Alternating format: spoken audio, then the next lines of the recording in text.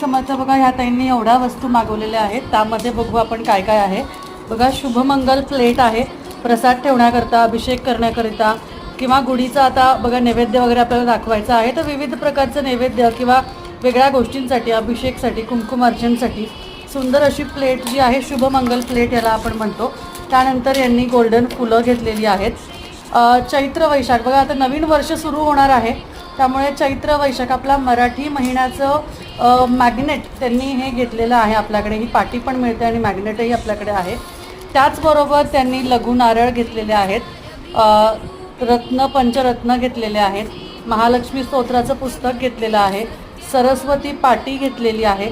हे सुद्धा तुम्ही पाटीसाठी तुमच्या मुलांच्या टेबलवर वगैरे किंवा तुमच्या घरात कुठेही ही पाटी लावल्याने बघा सरस्वती मंत्राचा उच्चार करून याचासुद्धा तुम्हाला खूप फायदा होईल. आणि वस्त्र घेतले आहेत आणि विष्णू चिन्ह घेतलं आहे.